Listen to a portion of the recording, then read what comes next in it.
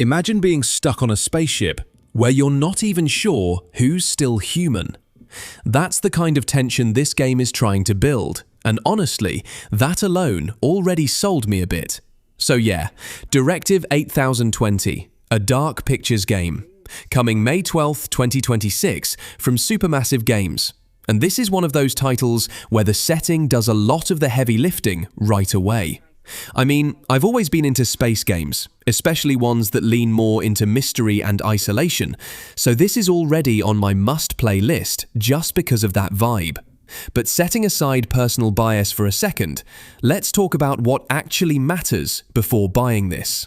If you've played other dark pictures games, you already know the formula. Cinematic storytelling, multiple characters, branching choices, and a lot of "did I just make the wrong decision" moments. This one just moves that whole structure into a sci-fi horror setting, which honestly feels like a natural fit, because space works really well for this kind of tension. You're isolated, you can't escape, and if something goes wrong, it goes really wrong. And from what we've seen, Directive 8020 leans into that with a kind of paranoia horror angle. It's not just about monsters, it's about not trusting what you're seeing or even who you're with. That psychological layer could be a big step up if it's done right. But here's the thing, these games live and die by their writing. If the characters feel real, if the dialogue works, if your choices actually lead to meaningful consequences, then the whole experience clicks.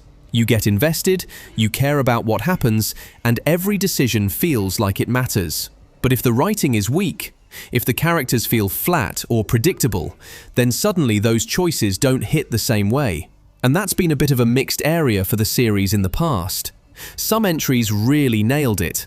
Others felt a bit underwhelming once you saw how everything played out. So that's something to keep in mind here. Now, in terms of gameplay, don't expect anything drastically different.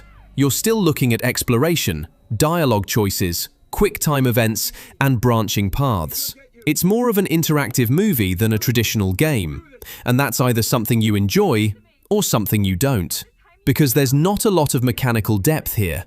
You're not mastering combat systems or building skills, you're making decisions and watching the consequences unfold.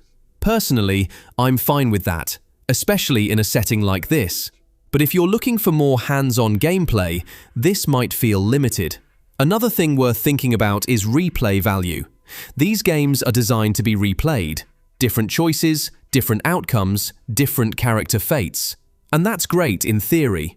But in practice, it depends on how different those paths actually feel. If the branching is meaningful, you'll want to go back and see what changes.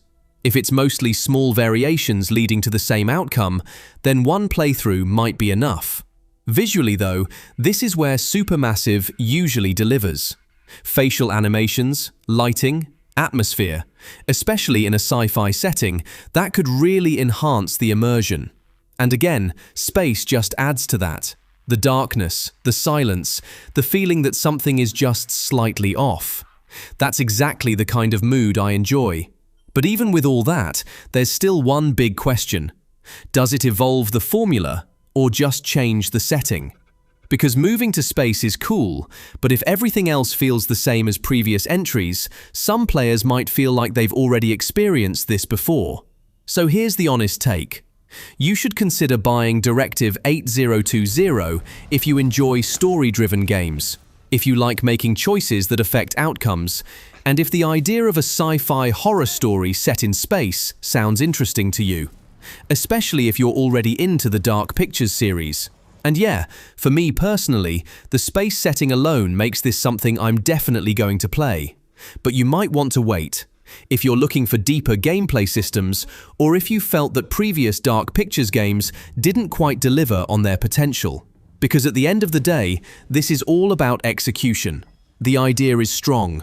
The setting is strong. Now it just needs to come together. So from here, I'm stepping back. No commentary, just gameplay. Watch the characters, the choices, the pacing. Because with a game like this, that's what's going to tell you if it's worth your time or not.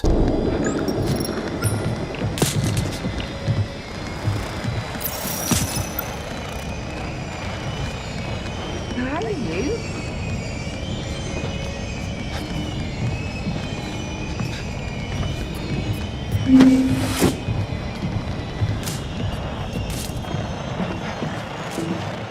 Arthur, I'm scared.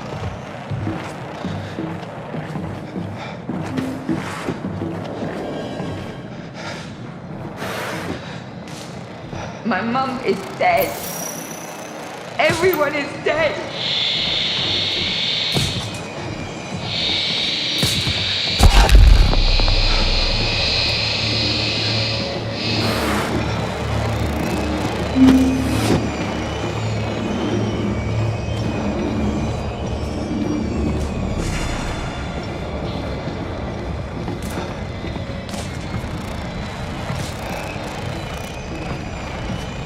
I've forgotten it all. I've forgotten everything.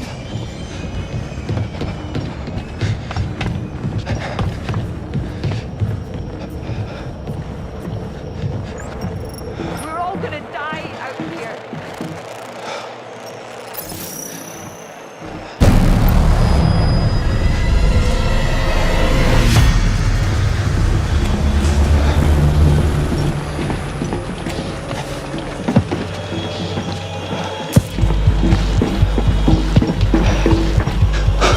Oh my God. This is Thomas Carter. 48 hours from flight crew wake up. Something's wrong with Sims. I lost her.